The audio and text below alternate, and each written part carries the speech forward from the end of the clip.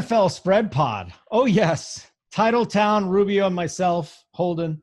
I hope everybody's having a wonderful time doing whatever they're doing right now. There's a subscribe button if you're watching on YouTube. If you're listening on a podcast, just chill out for a sec. Hit that subscribe button. Also hit the like button. Let us know that you like us.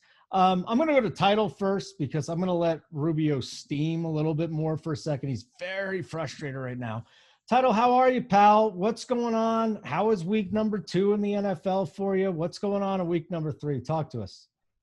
Yeah, always fun hopping on this show. Yesterday I do the Monday show with Monday Night Football with Spread and Tyler, run down some Monday Night Football. That treated me really well. Packers got back on track. Then did the cash review show yesterday and talked about week 2. Cash games, I cashed on DK, made all double ups and all that. Liked my squad. And then on FanDuel, Josh Allen really hurt, giving himself up at the 1 yard line. That 6-point touchdown swing was very, very costly over here. But a lot of my action, I don't know who all knows this. A lot of my action is against one guy, high stakes head to heads. That takes up a little more than half my exposure every week. He's a complete fish. He has a lot of money. I talk to him, I text him on the side. And he swept me this week. I swept him week 1. He swept me this week. So anytime I could have the best lineup in the world, second best lineup in the world, if he beats me, it's not going to be as profitable a week. So he beat me this week, but he's very fun to play and talk to. That's for sure. Does he do this with anyone else, or is he just no? Just you. He just said, "Title, I hate you." Now I love you. No, I mean, so like he went to Mangone for a little bit and other people, but he said, because now I text him, like I had no clue who he was. It was just FanDuel. He invited me to these matches and he gave me his phone number one day because he literally kept sending them. And this is a funny story. And this is why my bankroll is as big as it is, because of this guy. Honestly, like 100%, he just has a lot of money. But I guess how we started playing Titletown is his wife's nickname is Town. And he saw Titletown in the lobby all the time. That shows how interesting this guy is. Wow. He saw Titletown in the lobby and he just kept kicking my name. And now we text. And now I know like the state he lives. I know what he does. Like we text on a pretty much day-to-day basis. Very nice guy. But at the end of the day, I mean, we like talking smack and we throw a lot of money on a lot of sports. So he beat me this week. Congrats to him. I beat him. I took him on the Showdown slates though. So I got some back, but yeah, if he beats me, it's pretty much a losing week. Do you know how big of an achievement it is for him to beat the great Titletown, though? He probably talks so much shit when he wins, considering he gets his ass whooped. You want to know the funniest thing? He has no clue I do this for a living, or he has he knows I do this for a living. He doesn't know I work for a company. He has zero clue. Like he doesn't know I know, like he literally, the funniest story. He's messaged me. I've told Mangone and Hoop this. He's messaged me. He once sent me a picture, a Mangone screen name. And he goes, if you ever need free money, play this guy. He stinks. Oh. You know it's Mangone? The funniest thing I'll ever hear. I sent it to Hoop. We were dying. I literally was crying when he sent this. And we both have RBS logos. Like, I don't know how he doesn't connect the dots. Like, it's literally the funniest thing. And Mangone, like, he used to play Mangone, and Mangone said he crushed him, which Mangone's a million times better than this guy. So yeah. I think he just talks to talk. He just takes a $5 game from Mangone, and Mangone gets mad because I get all of his action now. And I heard about him from Mangone. It's quite the story. It's been going on for over a year, but yeah, the funniest thing ever. And he sent me, if you want free money, play this guy. And it was Mangone. Absolutely amazing.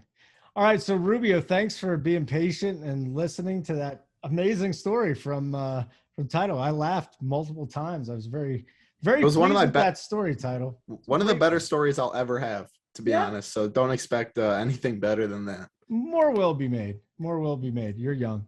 RubioDimes, hating life right now. What's wrong this week, Rubio? Oh, man, a lot wrong. Losing on the golf course, losing in the contest, just losing in this living situation. Oh, my goodness. Louisville is terrible. I can't wait to go somewhere else and all that. But the golf this week was, I'm going back to my hometown. I'm going to my home course. I feel good on the driving range. That's the best part. I thought I was in for a good day. And sure enough, Uncle T, he beat me with a belt, basically. And I'm all bloodied up. I'm bruised. I can't even sit down.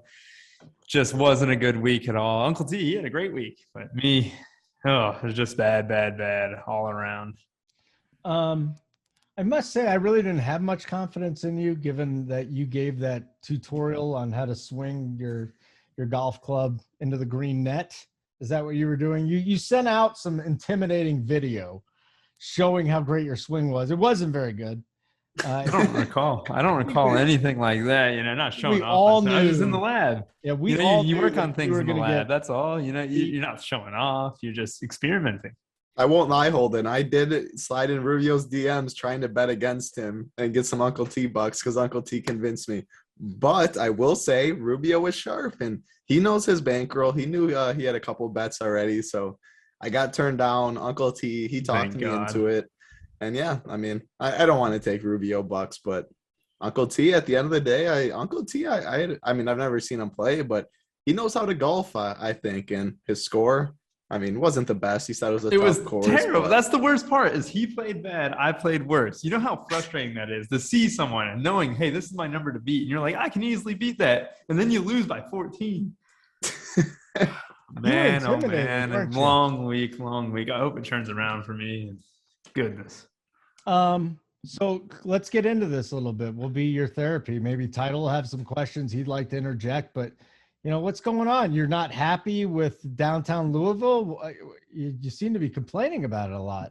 Yeah, I mean, it's easy to complain about a shit city. I mean, I'll tell you a story here. Growing up, I can go to any college in the world as long as I got accepted, but my father would not let me go to one school in the entire world. And he's not even a UK fan or anything like that. It's Louisville. He hates the city. He hates the school. He hates everything about it. And I'm like, oh, who cares, right? I'll experience that later. I went to Northern Kentucky University. And sure enough, I live in Louisville now after I graduated, and I can say one thing with confidence. He was right. Just Andrew, everything about this place, the food, the people, the attitude. Oh, it's just bottom tier. Louisville is a top of the line shit city. How was your week in DFS? Well, I played McCaffrey, and one thing that I've noticed throughout the first 2 weeks is that a lot of people are not spending up at running back. Granted, if you did that for Derrick Henry, you succeeded, but I also noticed a lot of cash games and a lot of tournaments, where the build hasn't been spending up at running back. It's actually been spending up at quarterback and wide receiver and getting the stacks right. And, I think looking at it this week, it's going to be, more of the same. I mean, I'm kind of interested in Derrick Henry and stuff, but kind of keeping that note up. It's kind of hard to avoid the mid-tier running backs. There's obviously only a few great bell cows nowadays, but, we have Najee Harris, Zeke Elliott, and more last week kind of just at that 6,000 range and allows for so much flexibility in the build. And you don't have to go to the bottom tier wide receivers where, you're struggling to get any points. And, I saw a lot of people spend down at tight end too. And that was kind of something revealing. And I did the same last week, but kind of got my ass kicked at the quarterback spot as well as the running back spot. So hoping to turn around. Okay. So you're not in a good mood. Maybe this will make you feel better. You get to hang out with your buddy Titletown, a true role model such as myself. Yep. Wonder look at titles. Did you have pancakes for dinner again, role model? I have not had dinner yet. Are you going to have pancakes again? I don't think, what? I didn't really think about having pancakes, but that sure does sound good. Pancakes and some fruit. What do you have for dinner? What did I? Ravioli. Ravioli? Was it like Chef Boyardee ravioli or? No, it was like you get it at Costco or whatever store you guys have in a package. Yeah, I mean, that's it was good. spinach and artichoke. Yeah, it's not. Yeah, it's good ravioli. No, it's not like high tier ravioli right there. It's not like you put in a can, put in the microwave, and warm it up. Well, that's still high tier too, but no, that's just no. Rubio, question for you: do you have any outstanding bets with other people at RPS? Are there any bets out there on the table that you have, or how many? Like who's not any active ones right now? Mangono owes me a little bit of money though, and he still does Mangono you? He owes me his golf shoes and a couple bets on the golf course, but I'm sure he'll pay good on his debt soon. What are you gonna do with his shoes, you weirdo? What do you mean? What are you gonna do with his shoes? Wait, I bought him golf shoes and he hasn't paid me back. Oh, he's got to pay you for the shoes. Okay. And some bets. So I mean, my Venmo will be looking healthier. Wait, what did Mangone bet you on the golf course? What? Just a couple explain the holes. bets. Yeah. And straight up with the. He was very soft about it though, and we also did it close to the pin and stuff. He was very timid. He knew his strength, he knew his weaknesses, so I give him credit. I offered Big T before the round started. I said, "Hey, I'll give you 3.5 match play." He would have won by like 14 or 15, but he was so mad at me for not giving him an action before that he just flat out declined it and didn't even give himself a chance to make some money, which he easily would have. Oh shit! You hate to see it, Rubio. Title, any outstanding bets? You always have bets going on. How many with DC? I don't think I just have that big the $10,000 one with Big T 1-on-1. That's all I got in the books. Okay. The what? The 10,000? Yeah. God, that's a lot of fucking money. I mean, it's money. It comes, it goes. Yeah. You feeling good about that? Oh, of course. What's the bet? 1-on-1. He wanted the rematch. 10,000. Oh, yeah. So I got you all this day on that. going down? Yeah. He has not gotten into better shape. I can tell you that. Rubio. That's my boy. He texted me actually 2 days ago in the morning. I literally woke up to a text of Big T, which is rare, very rare actually. And he goes, "Just had league last night. I'm getting back into it. Be ready," or something. I'm like, that's what I like to hear. That had to be just a couple days ago too. Yeah, well, it literally was like 2 days ago, I think. And another bet, Big T, every 5-round card, which is very rare, but there's like 3 of them a year, it seems. This week's coming up, there's another one, and every time that happens, him and I bet 2,000 head-to-head in MMA. So that's another bet coming up this Saturday. Have you ever lost to him? Oh, and yeah, the MMA bet actually I've lost. I think I'm 1-2 or something against him in those, 1-3 maybe, because it's every time I have to stack 2 fights. So if he wins 4 fights, he beats me every time. Yeah, I don't know. Other than that, I don't know. I try and get it in good. I definitely lose bets all the time though, but I try and get it in good. People know that. All right, guys, let's get into the slate here. A little slatage. We're taping this before Thursday. It's late Wednesday night. A lot of people will be watching or listening to this on Thursday. So just real quick, I don't know if you guys have anything on the Thursday night game. It's going to be disgusting, but I'm addicted to the NFL, so I'll be watching it, betting it, and other things. How do you see this game going? And we don't have to talk about Big T and the rest of the guys will come out with their cores. Rubio has a showdown core, but how do you see this game playing out? Can Houston cover the 8, and then all of a sudden Darnold has to keep throwing and McCaffrey stays in the game? Is that a blowout? I mean, you got to think about it to where, obviously the Texans are going to be bad, and Davis Mills was at Stanford and stuff like that. He doesn't have any NFL experience, but it's not like the Panthers are world beaters and stuff. And I kind of did look at it earlier. It's going to be tough to avoid McCaffrey and stuff. And I just think I think he'll get a full workload because you have 10 days of rest afterwards. And I don't like to think, oh man, what if they get up, 20 and then rest McCaffrey? Because in the end, it's still an NFL football game. And these games are not, are rarely one-sided for the most part. And I just think that I'm trying to consider what I'll do with the Texans, how Davis Mills will actually play. I'm not really confident. I think the game probably goes a little bit under, but, I think you got to respect both teams, though. You can't disrespect the Texans completely. I guess Brandon Cooks would be an option. That'd be about it. That'll be the popular run back at least. All right. Tyler, who cares about the game, right? Are you even watching it Thursday?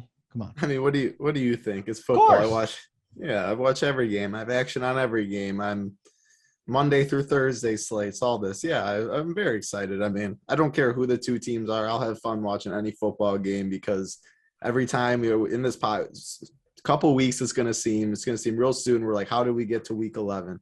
How do we get to week 12? Yeah, I mean, I'm taking it in. I think McCaffrey absolutely does what McCaffrey things. DraftKings price him up good at least. So I think someone said it cost $20,000 or something in the captain. So haven't looked at any builds. I'm excited to look, but it's football. I'm excited to watch it Thursday night. What else would you be doing? Predictions. I mean, yeah. Well, no, who has the upside to take McCaffrey down as a leading scorer? I think Darnold you'd have to go. I think you'd have to go DJ Moore, Robbie Anderson, just because then McCaffrey's not getting in the box, and we've both seen them go off. So those are the two that I'll be pivoting to at the captain spot tomorrow. What do you think, Rubio? I mean, I think it's also, if you go away from McCaffrey at the captain spot, it almost has to be a Panther, because if the Texans are doing well enough, McCaffrey probably gets 6 to 8 catches or so and just smashes even more. So kind of with him, more Anderson for the most part. Okay, very good. Like button if you're watching on YouTube. Subscribe. There's a little red button there. Subscribe to the Run Pure Sports and the Run Pure Bets channels here. And we got the RPS Heater 25 code that's out right now. 25% off your first month's payment, your first monthly payment. So 25% off there. RPS Heater 25. And we got all our shows going on full force right now. Monday through Friday, 2 o'clock Eastern time. We'll have another show coming out every single day. Looking forward to later this week. Actually, Thursday, if you're listening to this on Thursday, the Cash Show comes out. Me, Mangone, and Hoop. Title, I'm sure one of those guys will miss. We'll get you on there too. You'll be on the Cash Show this year. You're the Cash man. I was on it last week. Oh yeah, I forgot. Who are you in for, Mangone? Yeah, he's traveling. He was playing golf or traveling the country or whatever he's doing. So hey, he moved here. He moved like 20 minutes from my house. Is he officially at the house and starting to move in? Is that where his show was today? Yeah. His show was in some room. Yeah, some room somewhere was his show. Yes. Rubio, what's your favorite game this week? Is it Bucks Rams? I think Seahawks Vikings interesting. What's your favorite game on the main slate? My favorite game, Giants Falcons, is probably up there just because I think there's going to be a lot of options in terms of like Saquon, Daniel Jones, and stuff like that. I'm also going to be interested in Justin Fields, but it's hard to get away from the Bucks and Rams. I mean, I'm looking at that one a lot, the 55.5 total. We have Antonio Brown out too, so you can kind of get a more expected usage kind of in terms of NBA terms for the Bucks wide receivers and stuff. So I'm wondering if I can stack that game without a quarterback. And that's kind of the decision that I'm trying to make right now, because I think there's going to be a certain Chicago Bear I'm going to have strong interest in, but kind of weighing that. I'm sure we'll talk that through. But, if I had to go an under the radar game, it'd probably be the Falcons Giants though. Falcons Giants. What about you, Titletown? Patty Mahomes and Justin Herbert. I love that football game. Two of the best quarterbacks in the league. I mean, they got weapons everywhere. I think two defenses the Chargers defense looked okay, but they all still moved the ball on them. Just couldn't really finish your eyes. Saw what the Chiefs defense just looked like. Yeah. I'm going to have a ton of Mahomes, ton of Herbert stacks for sure. I love that football. How do you get different with the Chiefs? Like, do you leave one of the big three out? And I was talking about this on the show earlier today with Mangone and Keg. We do the DFS and bets show, picking winners. So I was going through this today. Every week I'll have a Mahomes, Hill, Kelsey stack. It'll be on FanDuel too, because it's obviously easier to build over there and fit those guys in. What do you guys think about doing that? Do you ever just take a stack because if that thing goes off 5 times in a year, you're set, and they've already gone off once. So what do you think about that? Do you have any teams that you play weekly, or is it strictly week to week? I personally don't, but I mean, I think Mahomes, if you do a team, I think it's the team you exactly said. I mean, I like them week one, and like you asked, how do you get different? I mean, they just are naturally lower owned than they always should be. Week one, they were single digits. Kelsey was like 9%. Hill was 6%. Mahomes was 7%.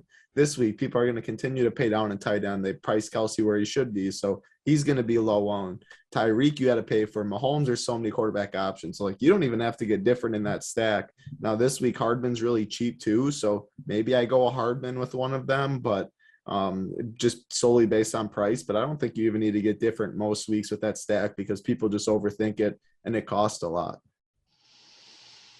I think that's interesting. Okay. My game is a team. I just love Arizona again. Last week, the build was interesting because I had Kyler and Rondale Moore. I talked about it on one of the shows, and I was asking the same question. I think it might have even been Mangone. Like, how do you get different with the Cardinals? It's like, hey, well, fade Hopkins and go with Rondale Moore. That happened to pay off. So this week, I want to try that, but I really think Hopkins is in such an amazing spot this week. It's so tough to fade him.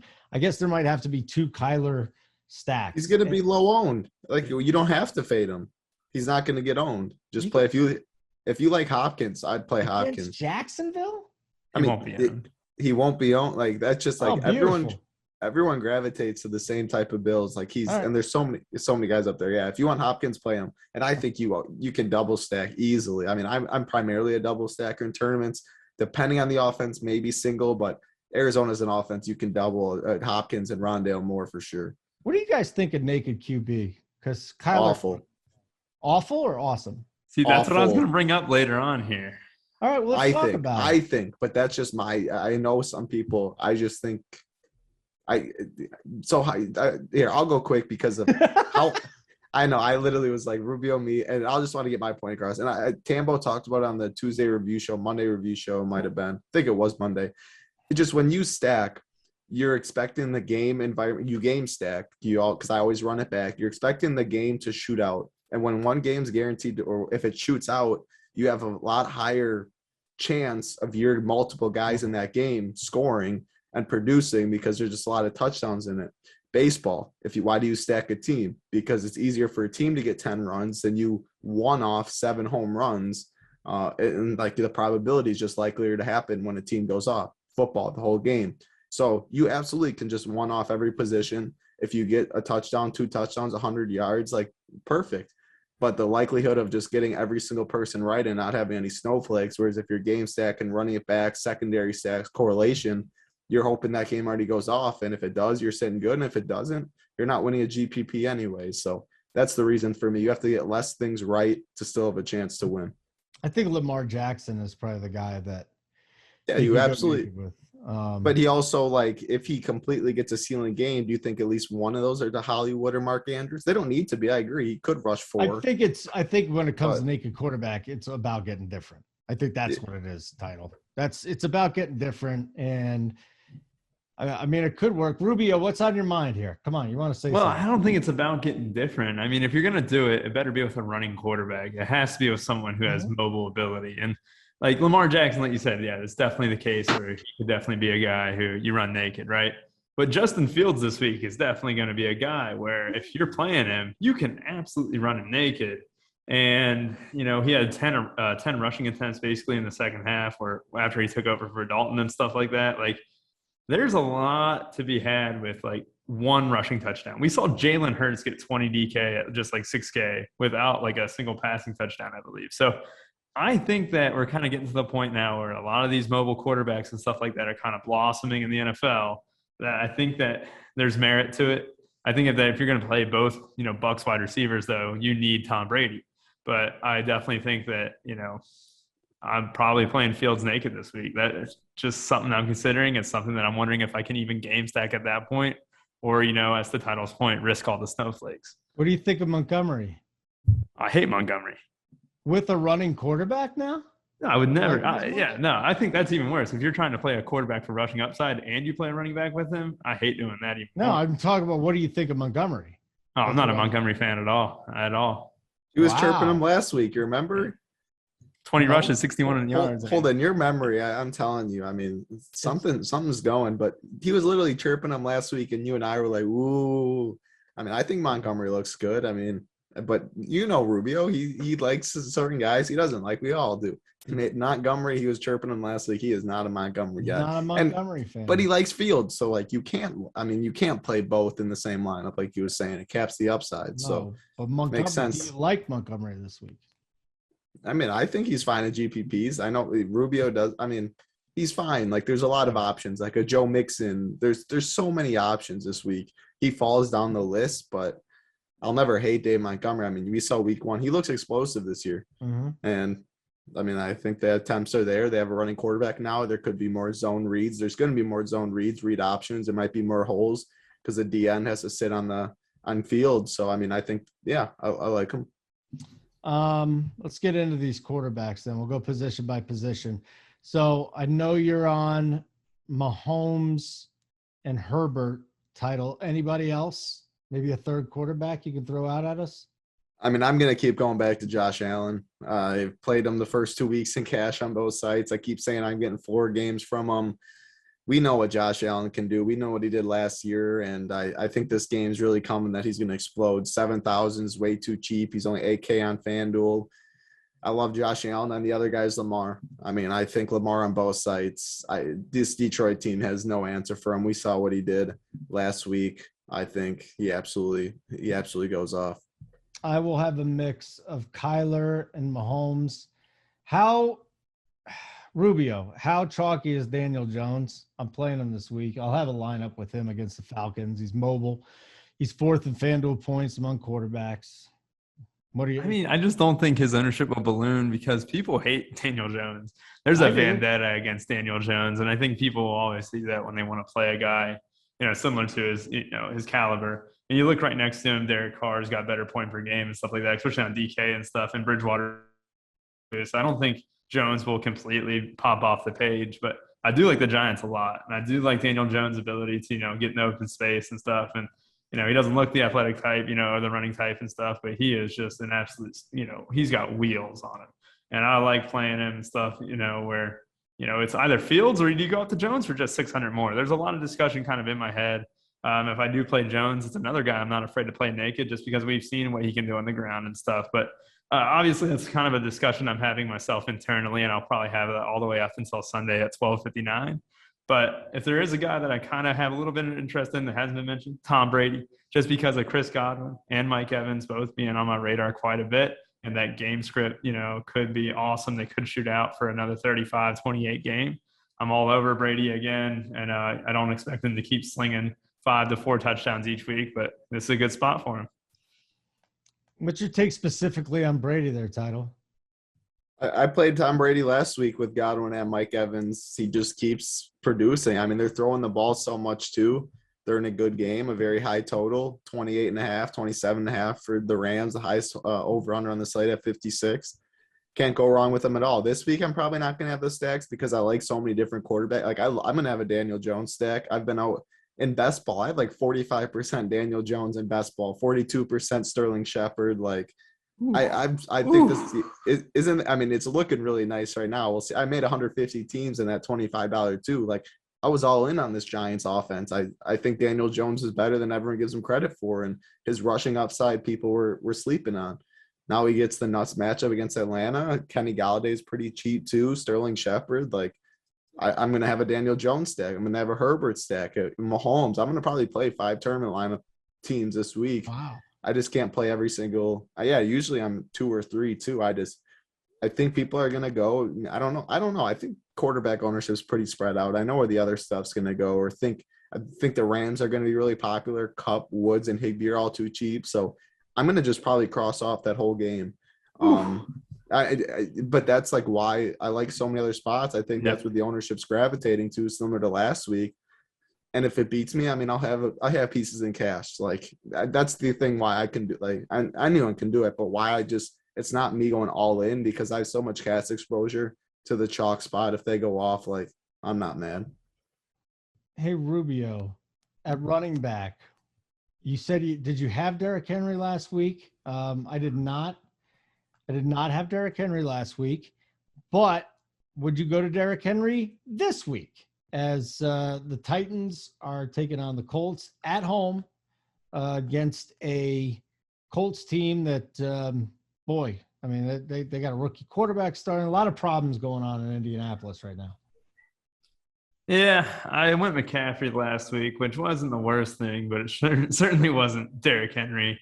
And this week when I was trying to make my builds and stuff like that, there was one running back that I kind of felt like, hey, I wouldn't mind getting up to him. And that is Derrick Henry because of the 30, 35 touches that he can get in any single game.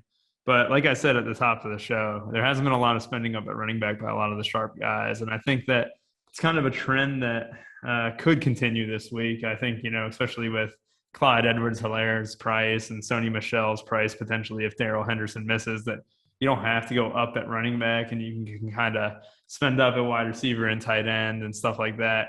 And that's kind of where I'm gravitating to. Derrick Henry, though, god damn, what a beast. It's more of the same, he's going to get the volume, and the 6 catches last week were definitely eye-opening a little bit. Mm. What are you doing with Derrick Henry this week? Titletown? Fading him. I mean, I'll let people chase it. That's how I usually go about it. I'll go and attack the same team in a dome this time, and Dalvin Cook, who's just as good. I mean, I'm just gonna play it that way. I love Dalvin. I get a little savings. $400 savings, and I think Dalvin Cook. I mean, the guy's just a complete stud. We know that. Hasn't had the best first 2 weeks. Hasn't been owned. He's $200 savings, by the way. I just checked. Hasn't been owned really. I think he gets some ownership, but Kamara right now is a little scary in that offense. So I don't think I'm going to really go there on DraftKings. I think it's between Dalvin and Henry, and I think Dalvin's less owned. Picking on the same team, I really like them. Or Derrick Henry, or I really like Dalvin Cook this week. I'm never going to argue with Derrick Henry, but as Rubio said, a lot of people have been going mid-tier, cheaper tier. That's been the builds in cash so far. Last week, I only played Najee and Chris Carson. Didn't even consider anyone up there. I think the build CEH is down there at 4,800. I think a lot of people would go there and just gravitate mid-tier. So going to play one guy in the upper tier. It's going to be Dalvin. Hopefully, Derrick Henry. I mean, the people that are chasing, they don't get there, but that's just where I'm going this week. I mean, I'll never say don't play Derrick Henry. Rubio, where are you saving money at running back this week? I shamefully played Javonte Williams last week, but I'm looking at him again. The Denver Broncos are 10.5-point favorites. He has the ability to, he looked way better than Melvin Gordon, like significantly better. And every time, it sucks playing a guy is getting half the carries, and he's twice the player of his opposing, or his teammate, I should say. So I'm kind of looking there. Sony Michel, if Darrell Henderson misses, I think we give Sony Michel a lot of shtick for not being able to catch the ball, but I just think that's because of design. If he is actually, if Henderson actually misses, I think Michel could definitely be a nice little leverage off the chalk passing game, kind of as Title alluded to. Cooper Kupp, Robert Woods, and Higbee will all get ownership. I'm not to say that Sony Michel might not get ownership, but I definitely think he'll be a little lower owned in the passing attack. Claude Edwards Alaire, kind of out of Title, talked about it a little bit. One last name I kind of want to throw out there just because he's looked so good those first 2 weeks. James White. If the Patriots do trail a little bit, I mean, Mac Jones is going to check down a lot, and we've already seen it where he's gotten 12 catches in his first 2 games. Another guy in that same price range and stuff like that. I could definitely see James White somehow popping up with like a 8 catch for 50-yard stat line with a touchdown or something. I'm looking at J.D. McKissick a little bit lower. I know what was it, Thursday night, that game against the Giants?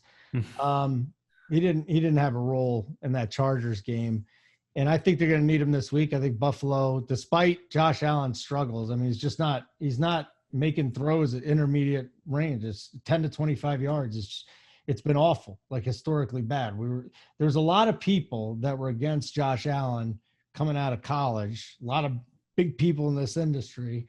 They got personal with him too. The kid's been terrific, but he was inaccurate, and he kind of looks like he did in his second season. Looks like he took a little step back early. So the Washington secondary, I think this Washington defense overrated. All my friends back in DC, the guys that cover these, they're saying secondary, they're not getting the pressure. There's some issues there. And I think that the Bills can handle the Washington team. I think McKissick is going to get himself, 6, 8 targets, 5, 6, 7 catches. If he can get in the end zone, I mean, you're sitting pretty. It's more of a DraftKings play as opposed to a FanDuel play, though, because he's a PPR guy. And that's what I want. Maybe get a few carries. I know Gibson is the guy that everybody would be on. McKissick, to me, has a chance to get a whole bunch of volume. Maybe even 10 catches. Who the hell knows? Title, anybody down low you like? CH is probably the lowest. I'll go at 4,800. I think Mike Davis is a good run back at 5,100 in that Giants game. Don't expect him to be too owned. Right now the Giants are favored, so I don't think people are usually the people like playing home or running back that are favored. But Mike Davis can catch passes out of the backfield. Matt Ryan's notorious for check downs and short passes, so I think he's a good cheap run back. I mean, just looking at Daniel Jones cheap, Mike Davis cheap, Galladay and Shepard are breaking the bank. Like, you can get good secondary expensive stacks with that game stack. So really like that. I like the mid-range a little bit. Najee Harris, 6,600. I like Gibson a little more than McKissick. He's 5,900, but I know that's not a hot take. DeAndre Swift, 5,800. We'll see how his injury is. But if you're going to go Lamar, I think you can go DeAndre Swift as well. I don't usually like doing that too much, but both guys are big play guys. Swift is cheap enough, and he has PPR upside, as we showed last game. If they're trailing, he'll be in, and he'll catch jump offs too. So looking right in that range. I think Barkley on FanDuel, Saquon, he's only 6K. He's just a misprice over there. Still a fine price on DraftKings, but I like that passing attack a little more than running attack. Okay. Anybody else offensively we want to talk about? You ready to move on to wide receiver? Wide receiver it is RubioDimes. You going to DK Metcalf this week? Nah, not going to DK. Actually, I might. I can't say that with confidence too much. I do like that Minnesota Vikings game. It's just the fact that so I played Carson Wentz and Michael Pittman in week 1, and I made a decision. I was like, you know what? Fuck the run back. We're going to fade Lockett. And sure enough, Lock goes off for 29, right? And last week, I'm thinking the same thing. I kind of like, oh, man, do I want a piece of that game? You know what? Screw Lock. You can't do it back-to-back weeks. And then, he did it back-to-back weeks.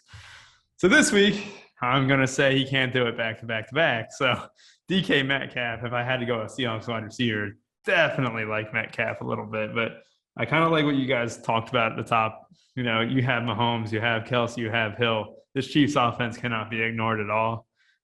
We just saw Hill get absolutely shut down last week, but not to say that he had 40 DK in week 1. He is absolutely capable of that upside. That game's going to be pretty popular, and it's easy to kind of run it back with a Keenan Allen or a Mike Williams. So I'm kind of curious of what I'll do at the top of the list, because it is kind of early and stuff, but that is definitely in terms of studs, it'd kind of be like DK Metcalf, Tyreek Hill, and then Keenan Allen probably as my third one. And then, you have Cooper Kupp, who is Stafford's favorite, new pet toy or whatever you call it. And, last 2 names, Evans and Godwin too, above 6K. That's basically where I'm going to narrow the funnel down to up top. All right. We'll keep moving along here. Wide receiver, Titletown. I'm on Hopkins. I think Hill is going to be in a big bounce back spot, but I do love this Chargers defense. I truly do. I just don't know how Hill's going to get wrapped up for 2 straight weeks. He's just too explosive. Where are you going this week? Cooper, let me start with Cooper Kupp with you. 6'8" on DK. Okay. He's been a monster these first 2 weeks, and 10 targets, 11 targets. Why would his target share go down? I just don't know why. Right now, it just seems as though those 2 guys are so locked in. Sure, Robert Woods a nice pivot, but Cooper Kupp was the play last week. And are you going that direction this week? Yeah, he's the play again. Yeah, I thought Cooper Kupp was the wide receiver 1 coming into the year. I still think he is, and obviously now everyone thinks he is. But the thing is, I like Robert Woods for 5,700 too. Last week in cash, I played Amari and CeeDee Lamb. I might go Cooper Kupp and Robert Woods in cash this week.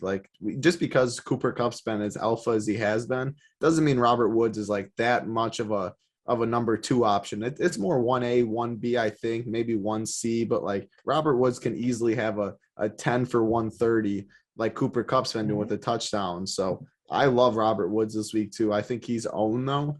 So like I said, I'm just avoiding that Rams-Tampa game in tournaments because I'll get my exposure in cash. I think it's going to be popular. And I think there's tons of pivots. I mean, Cooper Kupp, 6,800. Give me Keenan Allen for 6,600 in tournaments in that Chargers game. I love right there. He didn't bust his chalk. I mean, he had 17, but people were wanting a little more, expected a little more. I think he gets overlooked with the Rams guys. Tyreek Hill's my favorite option up top. I love this Chargers Chiefs game.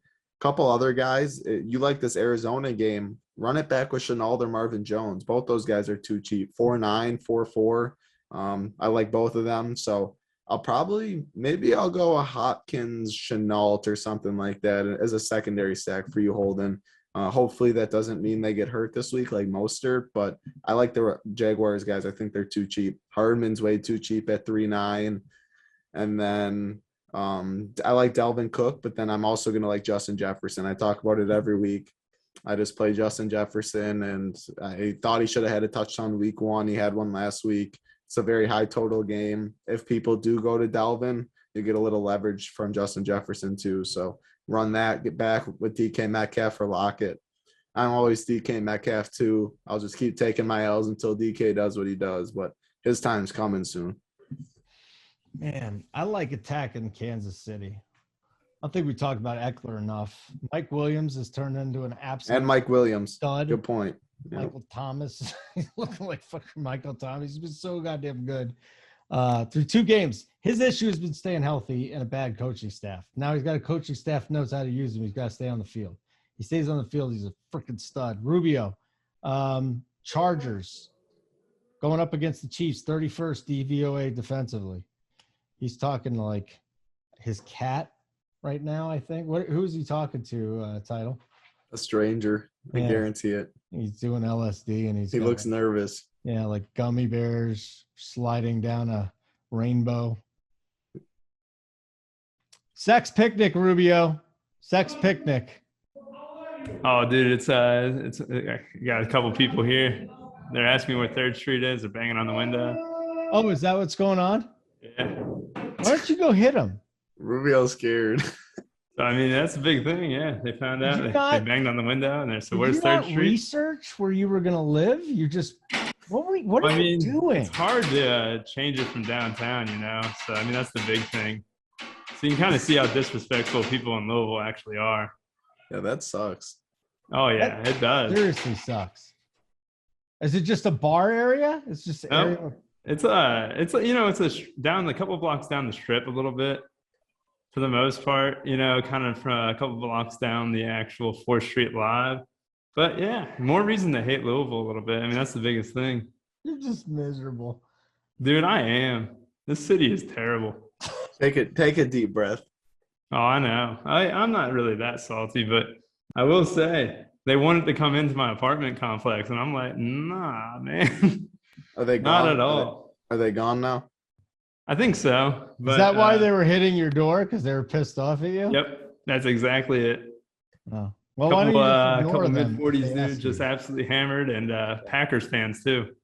Oh, that's not the good Packer fans. There's a lot of not the good ones. Yeah. Do you have any weapons to defend yourself? I mean, I got a very thick glass to my left. I'm in like a glass box, but honestly, it's probably, you know, as much as I like this room, as much as I like having the TV on, listening to you guys and being able to relax and stuff, I probably should just do this from my own apartment room and just suffer with my dog. Do you have curtains? Did you think about putting curtains up? You know what? I think I should. At the end of this podcast, I'll shift the laptop around and I'll let you see the curtains they supply us with. Can you? Oh, you can't do it right now. I mean, I can, but it would risk, like, you know how that mic becomes a little unconnected? Your mic, don't fuck with your mic. Yeah.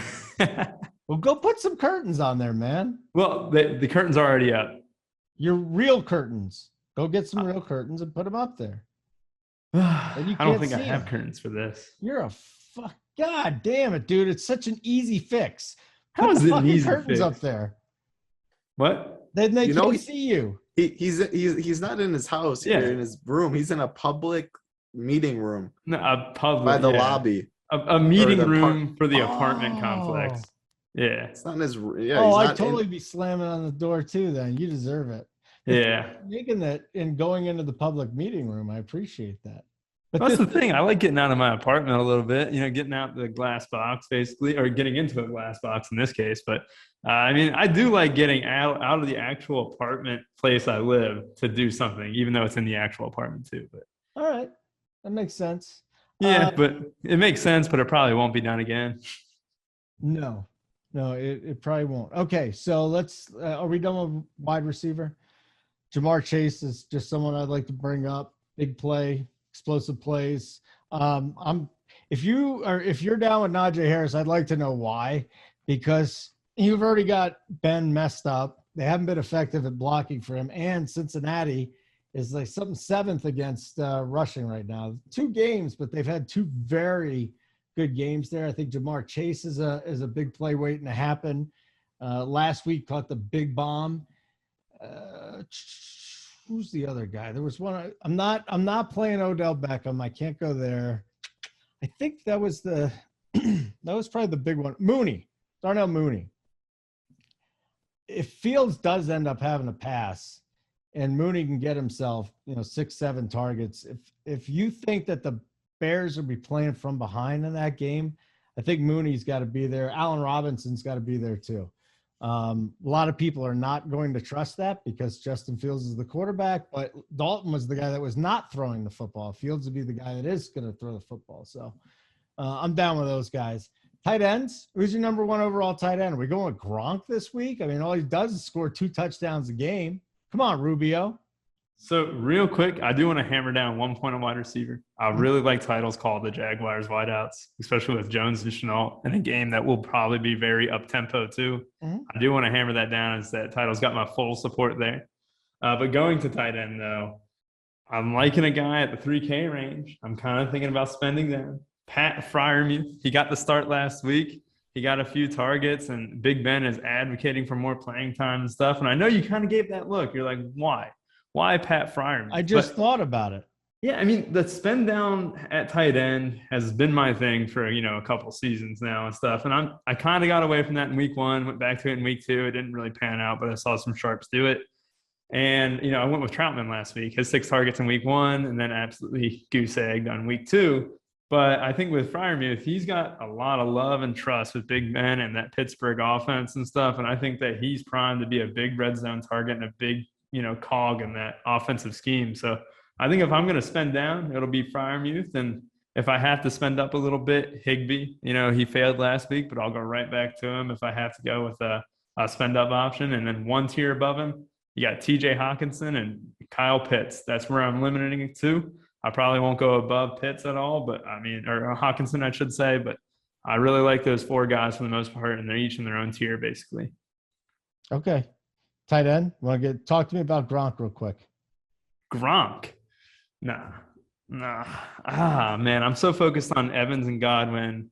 Gronk obviously did well in the first quarter and first half, really. I don't think that he can sustain a 34 touchdown, pace that he's on right now. I think he's due to kind of stay out of the end zone and those touchdowns, go elsewhere, maybe even in the running game a little bit. But obviously he has my respect. He's a Hall of Famer, but 2 touchdowns back-to-back weeks, I'm not going to ride that wagon. Not riding it. So who are you getting on this week? I mean, Pitts and are you listening? Hawkinson and Tyler Higbee and Holden literally just zoned out that whole time we were talking. I did. At least he admitted it. Yeah. I'm back. He was sleeping. He was literally just You would think I would have been the one rattled. Yeah, I was out of it. How about you, Title? Say it, and I'll remember a name or two that you say. But I do remember Rubio saying that he wasn't playing Gronk, and I just shut it down after that. He literally said that after he said who he played, though, who he liked. Yeah. Anyway, I'm not riding Gronk either. I'm with Rubio. I'll let people keep chasing that. I don't think he runs as good as he is in the red zone right now. I personally don't go all the way down most weeks and play those really cheap ones, so I'm going to keep not doing that. I think Higbee is the cheapest. I'll go at 4K. I think he's a very strong play. I like Fant. I like Pitts. I like Mark Andrews, 4,800, 4,900, 5K. TJ Hawkinson at 5.2K. He's Jared Goff's number 1 guy. I think all those are very strong in the mid tier. And then I'll play some Travis Kelce with my Mahomes for sure. People aren't going to pay up a tight end this week. Kelsey's pretty much a wide receiver 1. He has all the upside in the world. I can't go wrong with Kelce. You never go wrong with Kelce. Exactly. Austin Hooper has 8 targets. He's got a red zone look. He is getting fed the football. OBJ's coming back, though. So I think if there's anybody looking at these Cleveland. But Jarvis is out, so it's kind of. And now you're right. And they're getting so much volume. And who even knows how much OBJ is going to play, though? So they lead the team in target. You're going to have to figure out which one is going to score the touchdown. But I think just if you're looking at volume there, maybe they're in the mix. Do you guys want to mess with Evan Engram if he comes back this week? I have a ton in best ball. I was really high on this year, but I mean, I got to take a wait and see approach and see how his injury is and stuff like that. Daniel Jones got really good chemistry with Shepard right now, and so is Galladay, who really, I mean, you could tell he was visibly pissed at. I mean, they said it wasn't Daniel Jones. They said it was Jason Garrett, but he's mad. He wants the ball. Ball only can go so many places. So I'm gonna take a wait and see approach there. I think tight end's so strong. You're really gonna need a good score this week. What do you think there, Rubio? I think tight end is definitely a little bit more improved than it was in the past couple weeks, but I'm not afraid to take a chance on an Engram if I have Daniel Jones, but his hands are made of butter and he's already on thin ice with the Giants fans and stuff like that. He's a confidence player. I'm with Title. I'll take a wait and see approach on him for the most part too. Yeah. The only other guy that I was looking at just for now, was Noah Fant. Because Fant, I think he's the second leading target. Sutton blew up last week. Now you got Fant. The Jets really are a disaster. I mean, this could be a lower scoring game, but I believe the last time I saw it was 11.5. So maybe that'll get people off of the Denver pass game. I think one of these guys is going to go bananas, though. And then the run game will take care of the rest. But he's locked in on Teddy B's locked in on Fant and Sutton. Would either of you even consider going there this week? Any reason for you guys to do that? No. I like Fant at 4,800. Yeah, 4,800. Yeah, I think he's right in the mix, and he'll probably be low. Yeah. Hawkinson. I wish Jonnu looks like he's really involved in the offense, and it just hasn't happened yet. So maybe Jonnu will get going. All right, guys, we're done with the podcast. You've done an amazing job, both of you. And I did pay attention, except for the 2 minutes that Rubio was talking about tight ends. But that was it. So I made it like 58 minutes, which is amazing. RPS Heater 25% off your first monthly payment. You get our playbook. You get our course. All you got to do is fill out, 3-4 spots in your lineup, and our guys take care of the rest. They give you their best lineup of the week, and they got to leave some spots open. That's what they do. We got MMA still. Is that going on? Pay-per-view this week. A lot of big wins last week. I think 3 people of the 17 were in that first place $11,000 split. 2 weeks ago was a very good week, and now we got a pay-per-view card. 3 5-rounders. We'll have a show Saturday morning. DC, Joey, work, myself. We go live every pay-per-view, so very big card this week. I'm excited. What time is your show on Saturday? 11 a.m. Eastern. It's 11 a.m. Eastern. Okay. Yep. Check that out. You guys have been very successful this year. Rubio, you're going to turn it around, buddy. You're going to turn around. Things are going to go well for you this week. You're going to have a couple nice stacks. What do you got? You got Showdown content all week? Showdown content, the Showdown show on Sunday with Mangone and Bobby Gomez. So should be a lot of fun. Gomez. Bobby Gomes, right? Bobby Gomes. But that's Bobby Gomes. 2 guys who are running a little bit better than me, but I'll tell you, it probably won't be from this spot, though. It'll probably be up from the sole lonely apartment. Well, not lonely. My girlfriend will be there. But. Bobby's connected, man. Don't fuck with Bobby. What do you mean? Bobby's the man. Yeah, he is 100% the man, but I wasn't fucking with Bobby. I might end up swimming with the fishes after it's all said and done. Wow. Harbor. Simon, get us out of here. Oh my. Taking the victory lap here with our boy Big T. Massive takedown PGA last night. Shipped the Millie. The Twins got the job done for our boy Hoop. Won him $100K. Won him a live final seat. JSU shipped $200K on, I think, just $1,000 worth of entries. He had a monster night.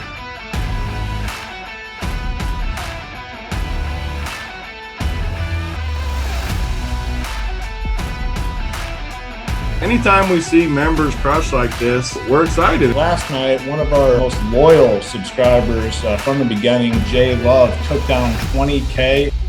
I want to give a shout out to Redmen, who won over $50,000 on opening day. Blind Bandit took down the $100,000 top prize. We had someone win a live final seat. It was one of those days where it's like going 5x or 10x on your money. It wasn't enough to get enough love in the Discord. Record 62 took down the Millie Maker. I don't even know if this heater is ever going to end.